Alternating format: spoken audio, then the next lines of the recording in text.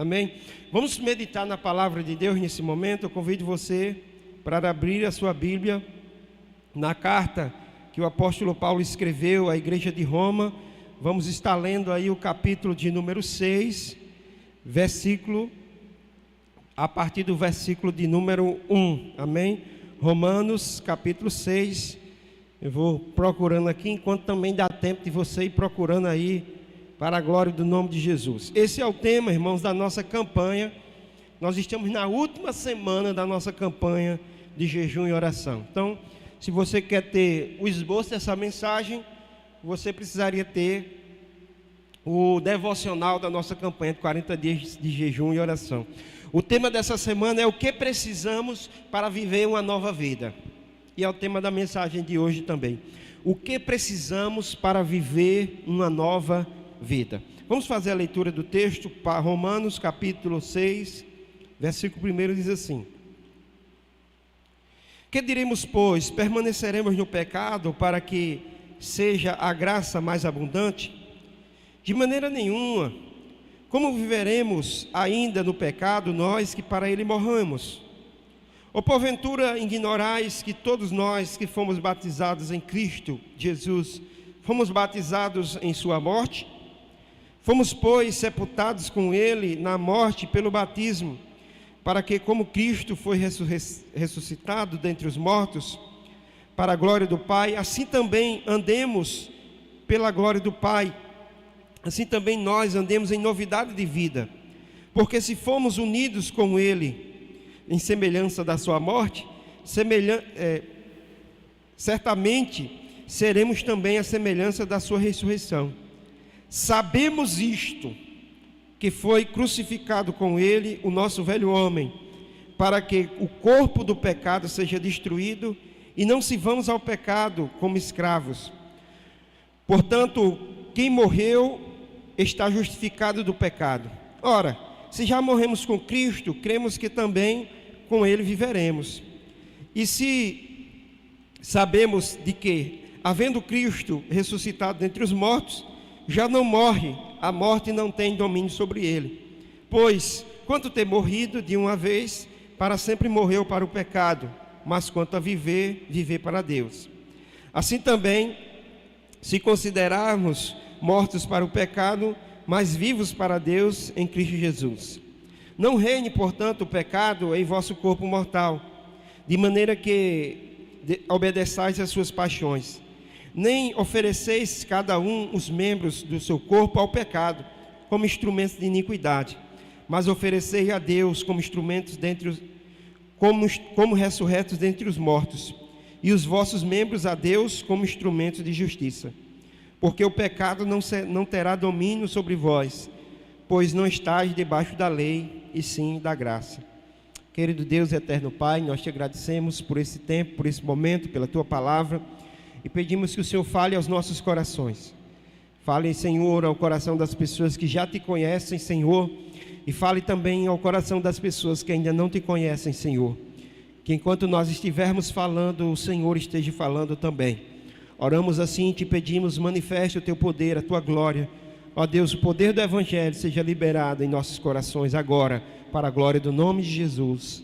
Amém. Louvamos, engrandecemos o nome do Senhor Jesus Cristo. Quando nós falamos dessa palavra, amados irmãos, nós lembramos, da carta aos Romanos e da imensidão, dos termos e dos textos teológicos que Paulo usa nessa carta de Romanos. Os estudiosos vão considerar o maior compêndio teológico sistemático do Novo Testamento é a carta aos Romanos. Pois bem, essa carta aos Romanos, ela tem três grandes divisões, na qual a carta ela é dividida. A primeira divisão, Paulo vai falar sobre a perdição do gênero humano, porque todos pecaram, todos estão perdidos. Se eu for judeu, Paulo, está perdido.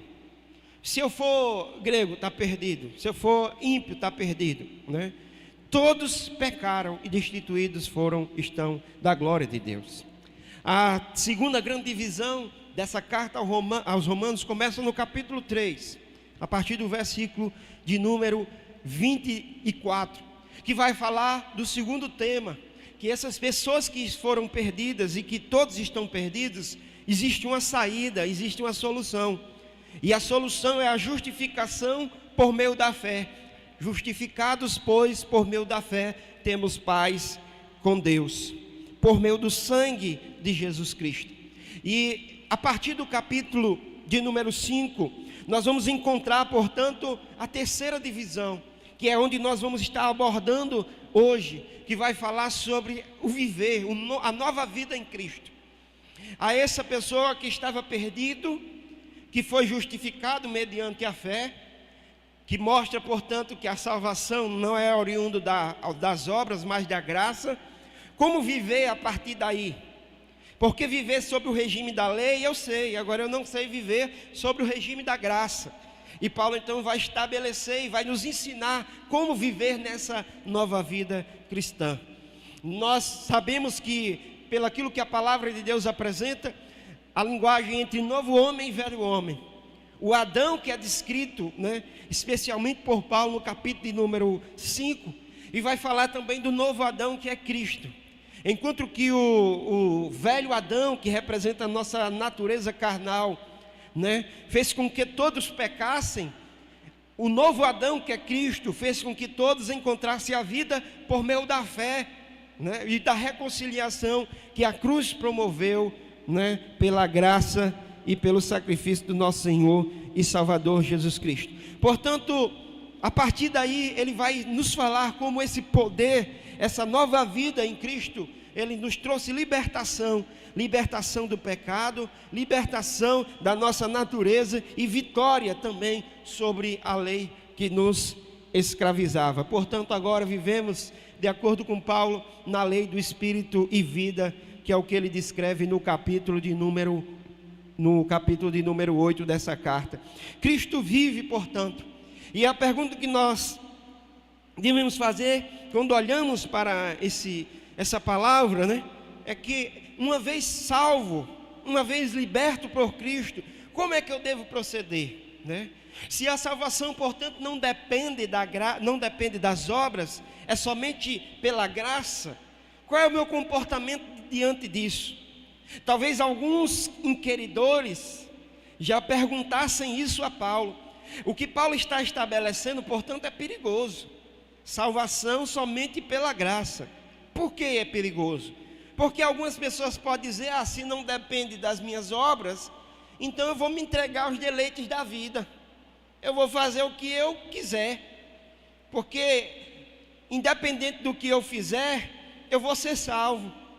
E Paulo também ensinou que onde abundou o pecado, superabundou a graça. É isso que ele termina dizendo, no capítulo 5, os 2 últimos versos, ele diz assim: sobreveio a lei para que aviltasse a ofensa, mas onde abundou o pecado, superabundou a graça de Deus. E aí, quem sabe alguns, observando e pegando esse gancho, dizem, pastor, então o crente pode viver na prática do pecado, Aí Paulo vai responder essa pergunta que talvez tenha surgido do capítulo 6, versículo 1, ele vai dizer: que diremos, pois? Permaneceremos no pecado para que seja a graça mais abundante? Ou seja, se quanto maior for o pecado, maior é a graça, então eu vou pecar, e quanto mais eu pecar, mais a graça de Deus, o perdão de Deus vai vir, porque a despeito do pecado vem o perdão de Deus. Pela graça, essas coisas estão atreladas. Então a ideia que muitos fomentam é exatamente essa. Então eu vou viver de qualquer forma. Aí Paulo vai dizer negativo. Como nós que fomos libertos do pecado, vamos permanecer no pecado? Aí ele vai dizer assim, verso de número 2: de maneira nenhuma. Como viveremos ainda no pecado, nós que já morremos para ele? Não podemos viver dessa forma. E aqui ele coloca, amados irmãos, algo precioso, que o crente, portanto, não pode viver pecando, Esses 2 primeiros versículos desse capítulo 6, ele vai introduzir o tema do capítulo 6, que é responder exatamente a pergunta: Paulo, O crente, uma vez salvo, ele pode viver na prática do pecado, né? Ele ainda peca. Como é essa relação entre o crente e o pecado? E ele pode, portanto, viver de qualquer forma, de qualquer maneira, para que a partir do momento em que ele peca, a graça venha. Ele peca, a graça venha, o perdão sempre seja estendido a ele. Paulo vai dizer uma expressão assim até forte, mas uma expressão que todo pastor tem que dizer: de maneira nenhuma, de forma nenhuma, o crente foi salvo para viver em santidade. Como nós, que já morremos para o pecado, poderemos viver por meio dele? E isso aqui é interessante, amados irmãos, porque precisamos viver nessa nova vida? Porque muitas vezes nós percebemos que alguns irmãos não têm a compreensão do que é viver essa nova vida. Por isso que nesse texto Paulo vai ensinar 3 ações que nós precisamos ter dentro dessa nova vida, para com essa nova vida. E eu queria logo discorrer sobre isso, e é claro que para chegar lá, Paulo vai mostrar o porquê que não se deve viver dessa forma. E aí ele vai dizer no versículo de número 2, ele vai dizer a razão, né? Porque diferentemente de alguns pais que só dizem assim, não pode, Paulo vai dizer por que não pode. Por que o crente não pode viver na prática do pecado para que a graça venha sobre a sua vida? Ele vai dizer, de modo nenhum. Como viveremos ainda no pecado, nós que para com ele morremos, né? Eu já morri para o pecado, né? Se de fato eu converti, eu sou crente, o pecado foi mortificado em mim. Então, se eu vivo na prática do pecado, significa dizer que eu ainda não morri em Cristo, que eu ainda não mortifiquei a minha carne, que eu ainda não sou salvo de fato. Eu não vivo ainda na plenitude de Cristo, eu ainda não sou liberto pelo pecado. Então aqui é claro que antes de entrarmos nessas características que ele vai nos ensinar sobre essa nova vida em Cristo, a gente precisa fazer 2 observações. Primeiro, existe uma ideia da perfeição na vida do crente, né? De que o crente não peca. Tem um texto lá em João que diz, aquele que é nascido de Deus não peca, né? Então alguns pegaram aquela palavra ao pé da letra e formularam a doutrina da impecabilidade do crente, da perfeição, que o crente é perfeito, que o crente, uma vez salvo, ele tem que atingir um grau de maturidade, e uma vez que ele atingir esse grau de maturidade, ele não peca mais, né? Isso é uma distorção bíblica, que a Bíblia não fala sobre isso.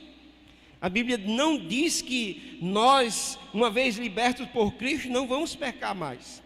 E o outro extremo é também um pensamento que eu aprendi isso no início da minha fé, até por meio da oração de muitos irmãos, que os irmãos iam orar assim, nos momentos de oração, e dizia, irmão fulano, ora aí. Aí o irmão ia orar e dizia, Senhor, eu quero te pedir perdão, porque nós pecamos a todo segundo, né? Por gesto, por palavras e por pensamentos. Aí já é demais, né? Aí já é demais. Aí é outro extremo, né? É uma compreensão errada de que o crente vive pecando. Se você pede perdão porque a cada segundo você peca por palavras, por pensamentos e por ações, é porque você está vivendo na prática do pecado e você ainda não foi liberto, né?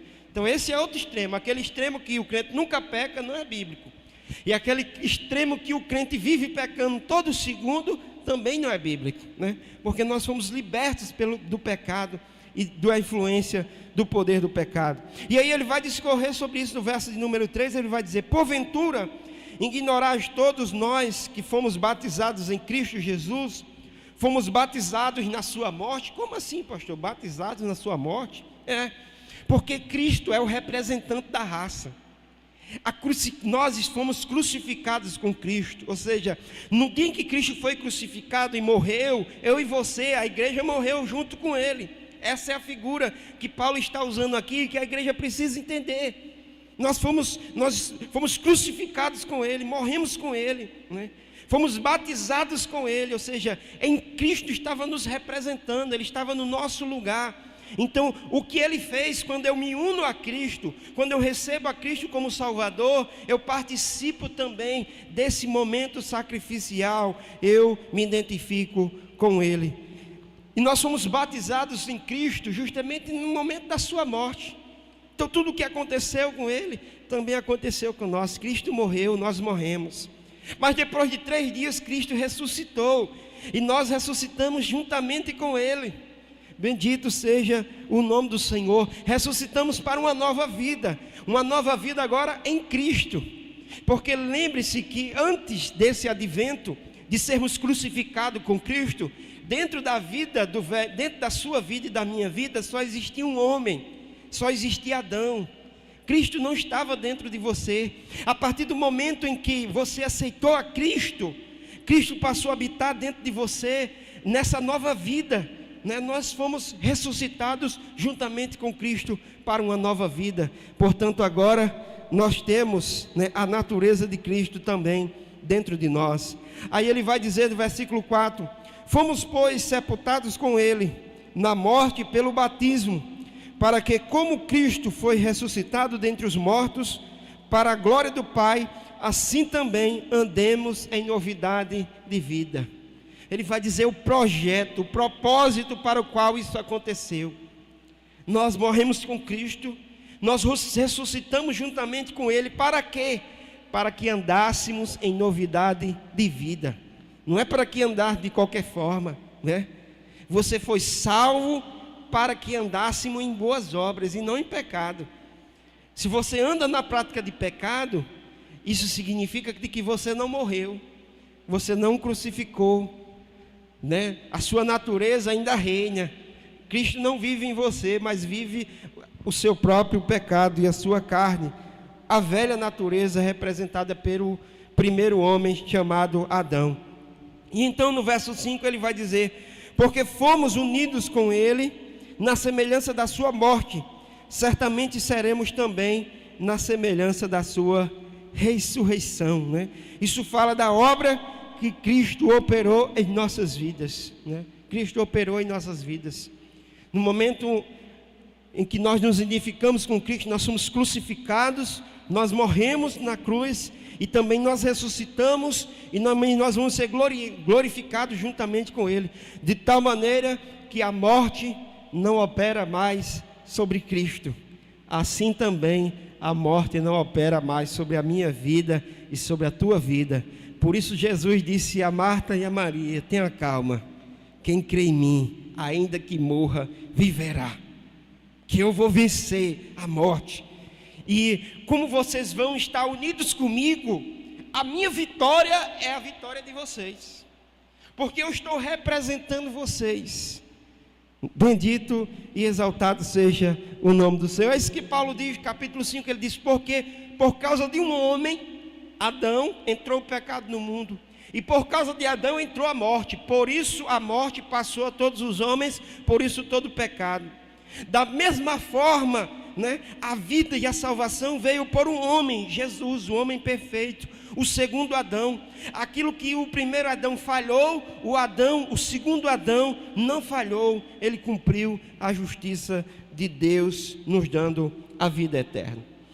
Pois bem, dito isso, amados irmãos, vamos então ver essas características. O apóstolo Paulo diz: Paulo, então eu entendo essa minha nova natureza, essa posição que eu estou agora, eu preciso andar em novidade de vida.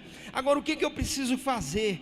Como eu preciso andar? De que ações concretas eu preciso ter? Ele vai falar isso a partir do verso de número 6. A partir do verso de número 6. E é interessante analisarmos isso, porque a gente sai desse ciclo que eu falei no início, né? Do pecado. Existe uma ilustração muito interessante, porque eu não fechei essa ideia aí. Pastor, se o crente não peca todo dia, ou toda hora, ou todo segundo, e se o crente não pode viver sem pecar, então estabeleça aí um parâmetro. E aí tem uma ilustração que usada, né, pelos teólogos, muito interessante. É como se você fosse fazer uma viagem, a vida do crente, essa nova vida que Deus nos chamou para viver agora, salvos na pessoa de Jesus Cristo. É como se você fosse fazendo uma viagem, e você vai fazer a viagem, né? e uma viagem de 1.000 quilômetros, né? É bem possível que durante o trajeto dessa viagem, esse pneu do carro fure em algum momento. É possível, mas isso vai ser um acidente. Agora, que se durante essa viagem o pneu do carro ficar furando toda hora, significa dizer que há algum problema nesse pneu, tem alguma coisa errada. Do mesmo jeito é a vida do crente. Nós vamos pecar, mas o pecado vai ser um acidente na nossa trajetória, na nossa caminhada. Se esse pecado for todo dia, for rotineiro, for com frequência, tem algum problema nesse pneu.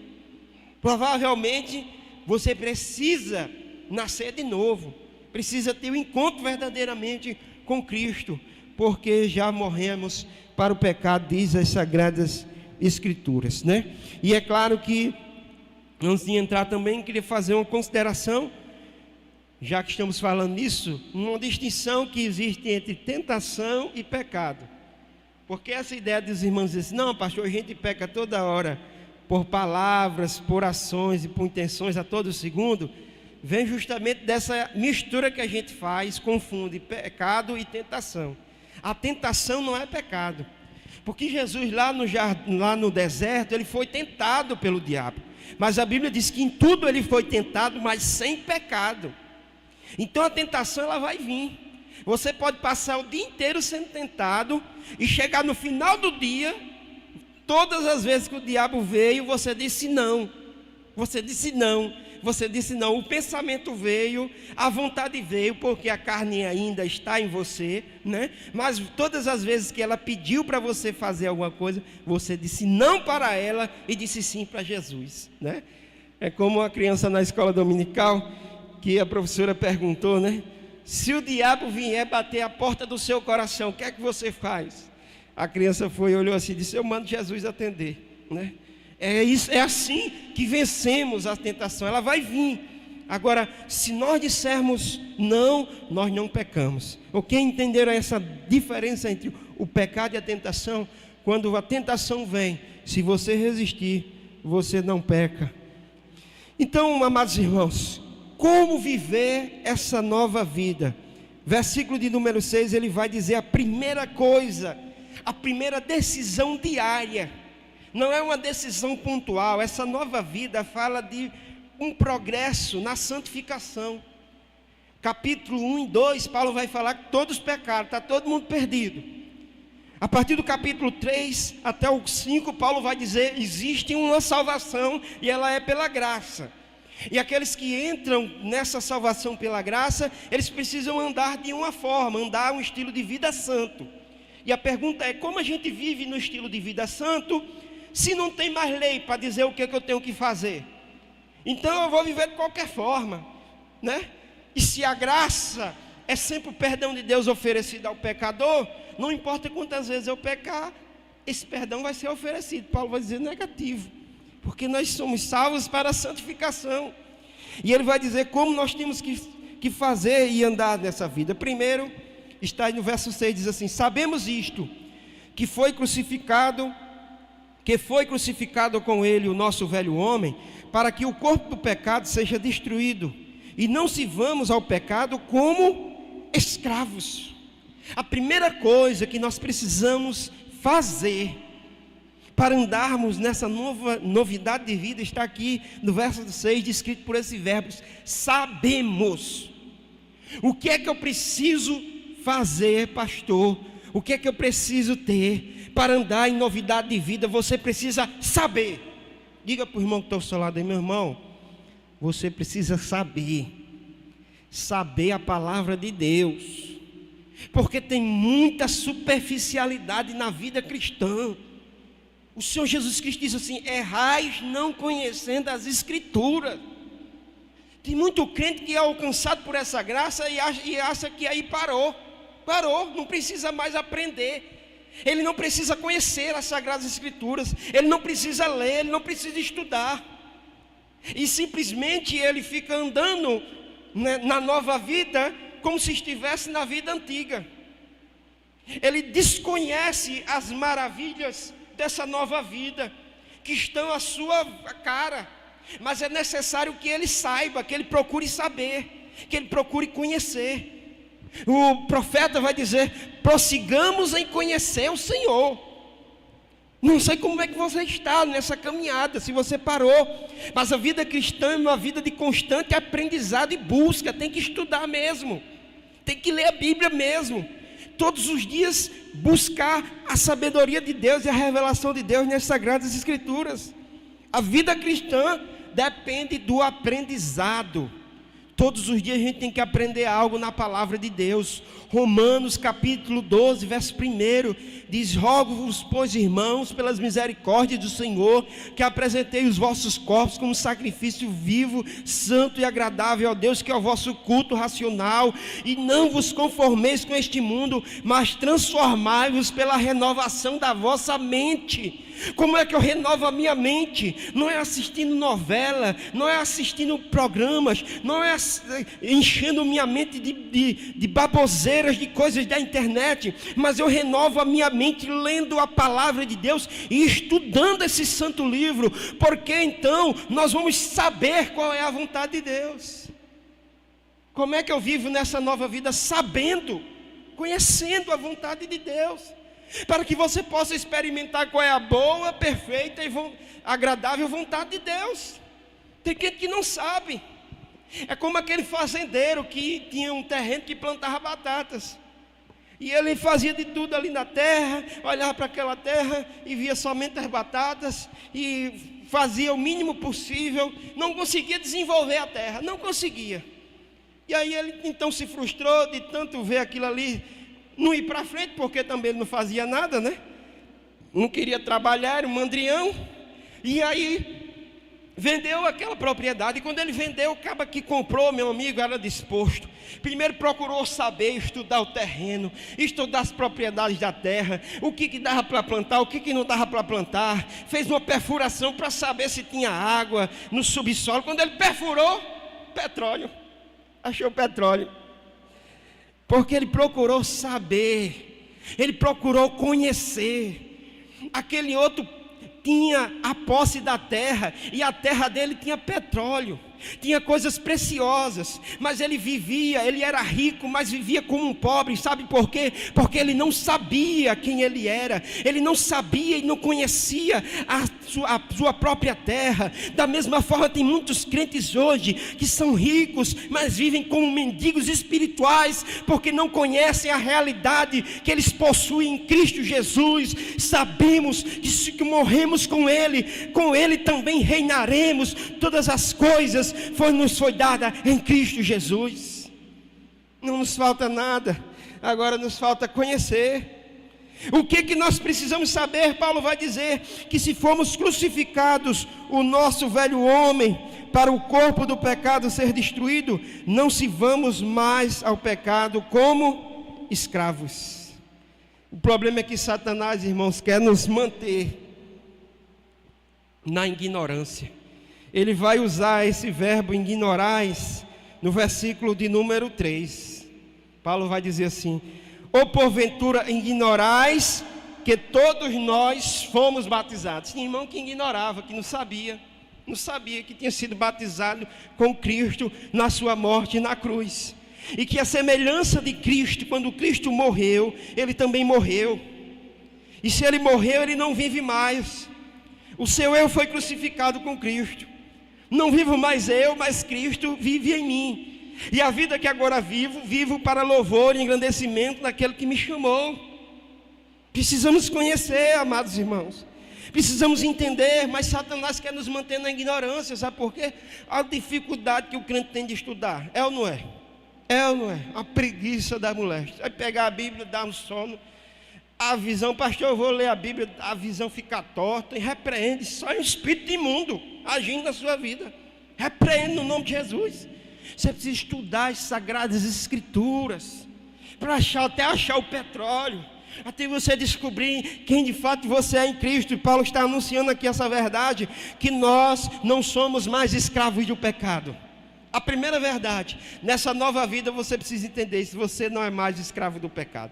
Interessante essa figura aqui que ele sustenta, porque existia a relação na época de Paulo entre senhor e escravo. E como é essa relação? De subserviência. Escravo não tem vontade, não tem desejo.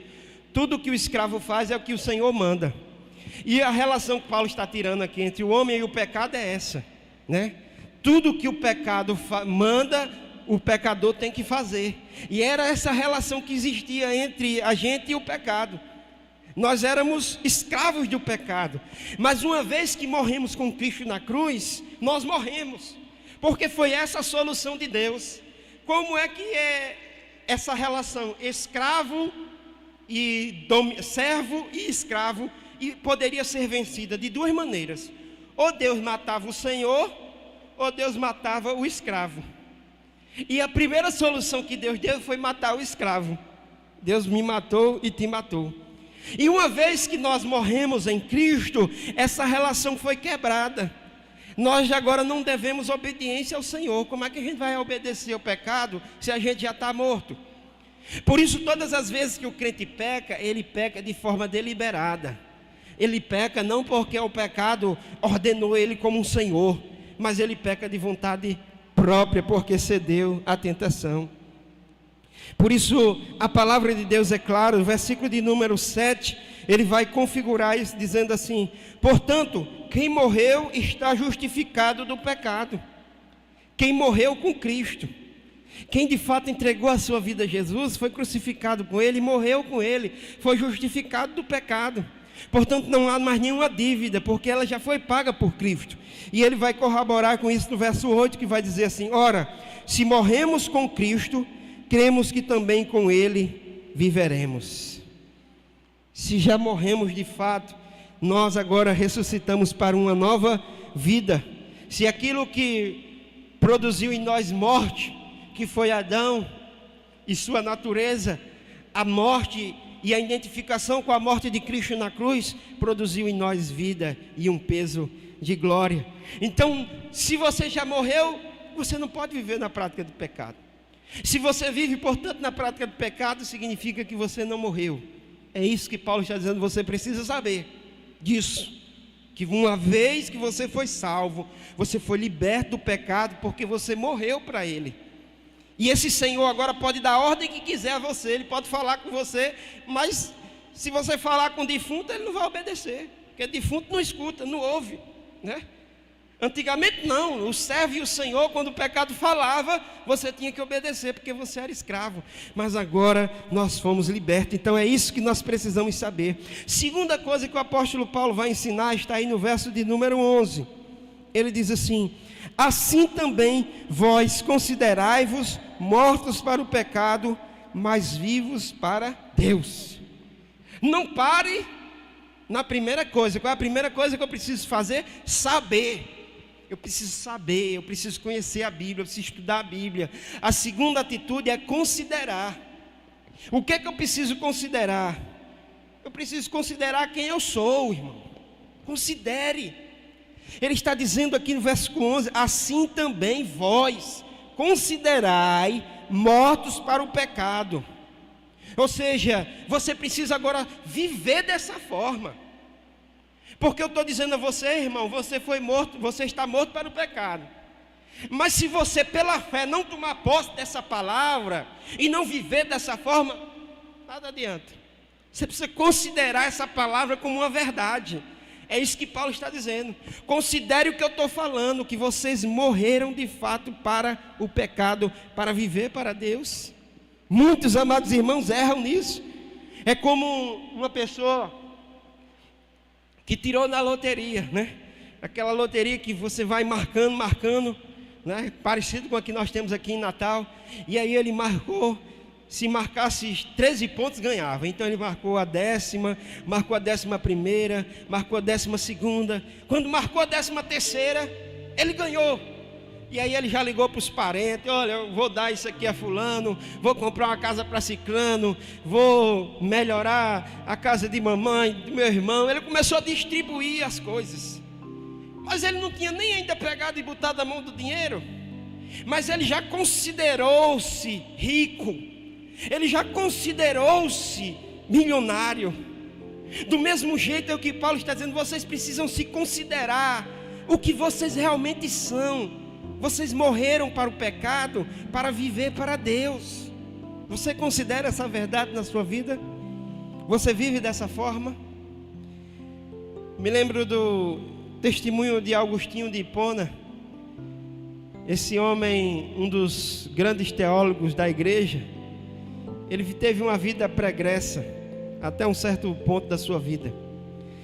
E conta a história que, certa vez, Agostinho ia andando pela cidade, e uma das prostitutas, que ele costumava ficar com ela, foi seguindo ele, chamando: Agostinho, sou eu. E quanto mais ela se aproximava dele, mais ele andava ligeiro para se afastar dela. E ela ia andando, se aproximando, e olhou para ele e disse: sou eu. E ele, já não vendo como disfarçar, virou assim para ela e disse: mas não sou mais eu que vive, mas Cristo vive em mim.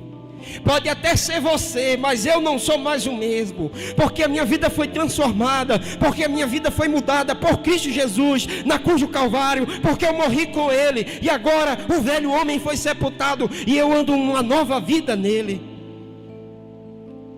Por último, nós precisamos, além de considerar verso de número 12: não reine, portanto, o pecado no vosso corpo mortal, de maneira que obedeçais às paixões, nem ofereçais cada um os seus membros do seu corpo ao pecado. Eu preciso saber, eu preciso considerar, é o que a gente diz na gíria dos crentes, para você entender. Considerar, o que é considerar, pastor? É tomar posse daquilo que você é, daquilo que a Bíblia diz que você é, e pela fé você dizer que eu sou, e eu morri. E por último, nós precisamos oferecer. Oferecer significa entrega total. Paulo diz assim: não reine, portanto, o pecado no vosso corpo mortal. Significa que ele está usando a linguagem do pecado como um rei. Não reine o pecado no vosso corpo mortal. Por quê? Porque reinava. O pecado é como um rei. Um rei que dá ordens. Um rei que exige fidelidade dos seus súditos. Mas uma vez morto em Cristo, lembre-se, Jesus disse: não podemos servir a dois senhores. Ou servimos ao rei Jesus, ou servimos ao rei chamado pecado. Por isso a palavra de Deus estabelece isso, de maneira que obedeçais às paixões. O pecado, portanto, ele quer governar nossas vidas. A vida cristã normal para nós é quando o pecado não reina, mas Cristo reina. E eu quero terminar essa mensagem perguntando a você: quem é que está reinando na sua vida? Todas as vezes que pecamos, nós vituperamos a cruz de Cristo. E essa figura aqui, irmãos, é como aquela figura lá do antigo Egito. O povo de Israel estava escravizado no Egito. Deus foi lá e libertou o povo do Egito e trouxe para o outro lado do mar. E diz a palavra de Deus que ficou uma divisão entre o Egito e o povo de Israel, que era o mar. E quando nós pecamos, é como se Faraó, o rei do Egito, do outro lado da margem, gritasse para um israelita: ei, vocês lembram que os vossos pais viveram sobre o meu domínio? Você lembra que o seu avô viveu sobre o meu domínio? Você lembra que várias pessoas da sua família viveram sobre o meu domínio? Voltem para mim, voltem para o Egito. Eu tenho muito a oferecer a vocês. E quando nós pecamos, é como se a gente pulasse, estivesse lá do lado dos israelitas, pulasse do mar vermelho, saísse nadando e beijasse os pais de Faraó, voltasse para o pecado. Como está a sua vida diante de Deus nessa noite? O chamado para uma nova vida é oferecer a nossa vida a Deus, a entrega total. Por que eu devo oferecer? De maneira que ele diz aqui: mas ofereceis a Deus como ressurreto dentre os mortos os vossos membros a Deus como instrumentos de justiça, porque o pecado não tem mais domínio sobre vós. Você tem oferecido a Deus a sua vida como instrumento de justiça? O que você tem oferecido a Deus? Como você tem se oferecido a Deus? Será que você tem oferecido o seu tempo ao pecado ou ao reino do nosso Senhor? A graça foi liberada à minha vida e à sua vida. Nós fomos livres, mas fomos livres para darmos frutos. E para darmos frutos, precisamos oferecer a nossa vida a Deus em entrega total. E eu quero lhe convidar você nessa noite a fazer isso no nome de Jesus. Quero terminar essa mensagem dizendo para você que está titubeando entre dois caminhos. Está servindo a Deus e tentando servir a Baal. Está com olho no peixe e outro no gato. Está tentando andar nos dois reinos.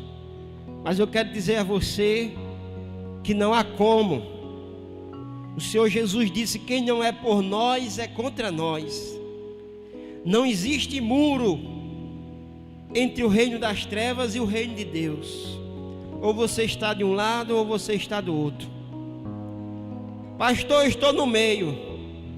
Se você está no meio, significa dizer que você está no reino das trevas. Não existe meio termo. Mas eu quero convidar você nessa noite a tomar uma posição diante do Senhor. Se você já foi salvo, você foi alcançado por Cristo, você precisa andar em novidade de vida. E para andar em novidade de vida, você precisa saber. Você precisa estudar a Bíblia. Você precisa conhecer as doutrinas da sua salvação. Você precisa aprender sobre o Espírito Santo. Você precisa aprender sobre o batismo. Você precisa conhecer sobre a ceia. Você precisa conhecer sobre a doutrina da redenção. Uma vez sabendo quem somos em Cristo, nós precisamos tomar posse disso pela fé. Nós precisamos conhecer, nós precisamos considerar, nós precisamos viver dessa forma. De que maneira você tem vivido? Como aquele homem que tinha uma terra com petróleo, mas vivia como um pobre? Ou você tem tomado posse da vitória em Cristo Jesus? Porque se nós fomos crucificados juntamente com Ele, se nós morremos juntamente com Ele, se nós ressuscitamos juntamente com Ele, a vitória de Cristo é a nossa vitória. Por isso que o apóstolo Paulo diz que a nossa vitória está em Cristo Jesus, e que nós não somos vencedores, nós somos mais do que vencedores, por meio daquele que nos amou. Então nós já vencemos o pecado, já vencemos a morte, e já vencemos o inferno. Mas uma vez essa etapa cumprida, nós precisamos nos oferecer a Deus. Você tem se oferecido, querido, ao Senhor? Você tem oferecido o seu corpo ao Senhor, a sua mente ao Senhor, os seus membros ao Senhor, ou você tem oferecido ao pecado? Que é o Senhor da sua vida, a quem você tem obedecido? Rogo-vos, pois, irmãos, pelas misericórdias do Senhor, que apresentei os vossos corpos como sacrifícios vivos.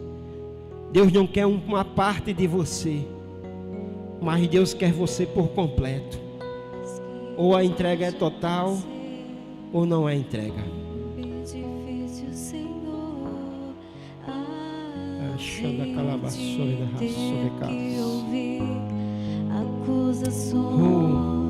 Entregue-se ao Senhor nessa noite.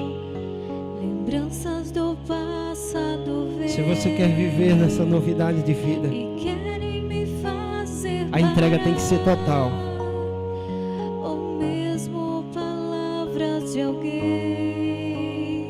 A entrega parcial não vai lhe levar ao céu.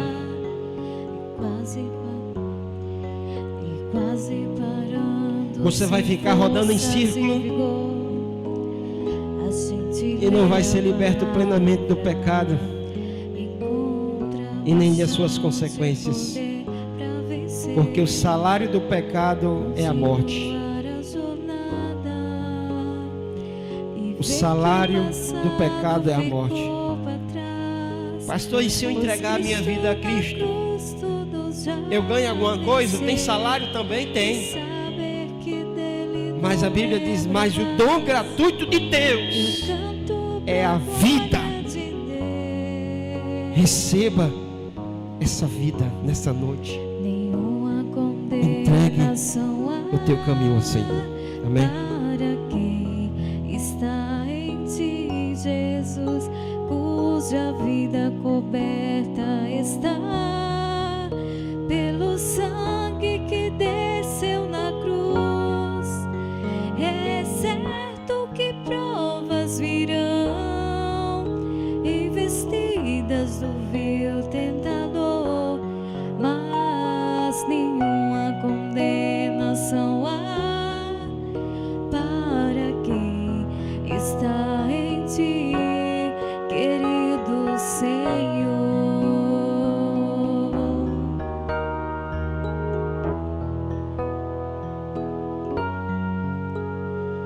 De todas as provas que eu já passei, é bem difícil, Senhor, a gente ter que ouvir acusações do vil tentador.